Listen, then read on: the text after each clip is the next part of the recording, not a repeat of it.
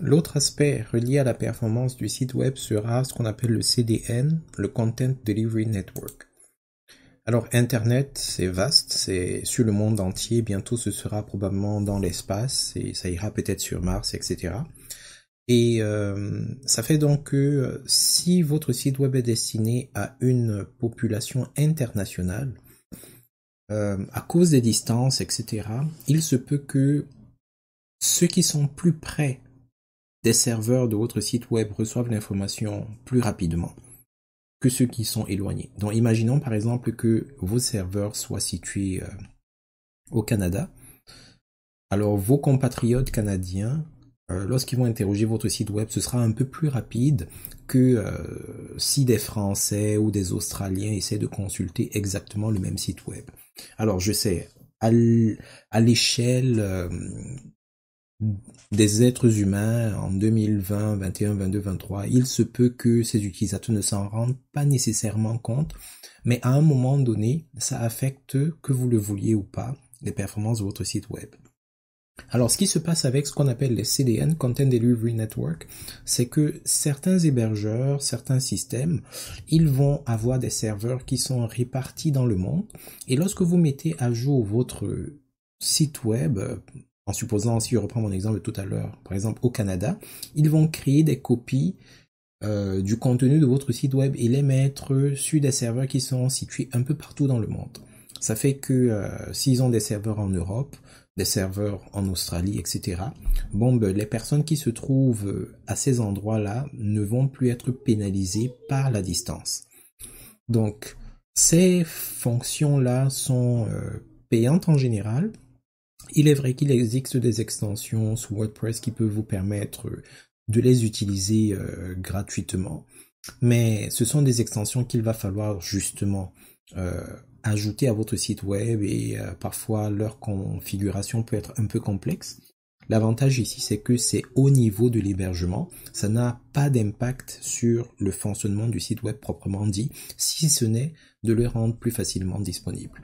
Alors pour en profiter, il suffit simplement de choisir l'option gratuite. Il y a une option premium qui offre beaucoup plus d'options, beaucoup plus de paramètres.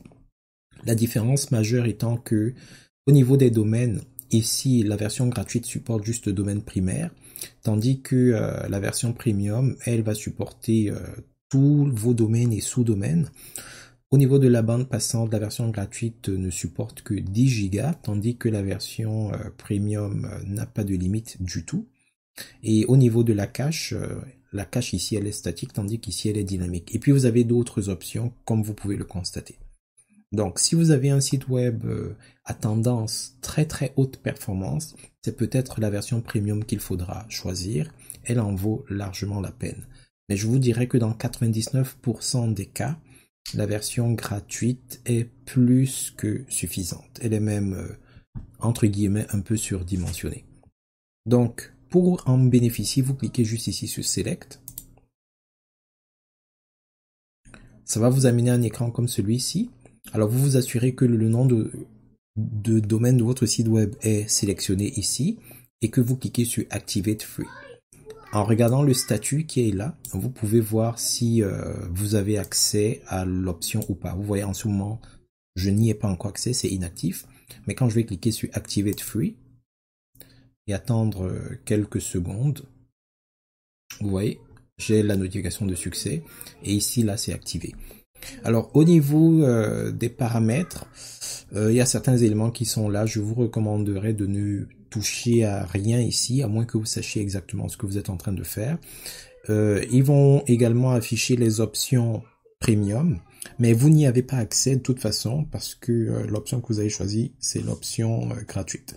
Je pense qu'ils ont fait ça pour vous inciter à basculer vers l'option premium parce que l'option premium a des mécanismes qui peuvent être vraiment très intéressants. Je ne vais pas rentrer là-dessus aujourd'hui. Je tiens à préciser que même au niveau du CDN, il existe une cache, un peu comme des fichiers temporaires qui vont être conservés, une espèce de photo. Et parfois, lorsque vous faites beaucoup de modifications sur votre site web et que vous voulez que ces modifications se reflètent rapidement, il est parfois important de purger votre cache. Donc voici un autre endroit où il faudra purger la cache.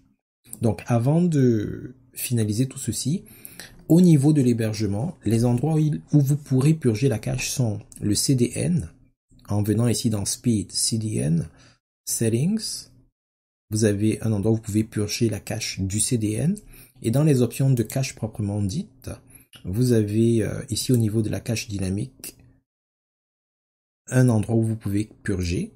Ce sera la cache dynamique qui sera purgée. Et au niveau de Memcached, vous avez un troisième élément que vous pouvez purger. Mais ça, c'est la cache associée à Memcached. Tout ceci pour dire que si à un moment donné, vous vous retrouvez avec, disons, des enjeux d'affichage, il faudra penser à purger toutes ces caches-là pour être sûr de ne rien laisser passer. Mais je tiens à vous rassurer, ces enjeux de cache, surtout avec SiteGround, ne vont se manifester que si vous faites vraiment beaucoup de manipulations en un très court laps de temps.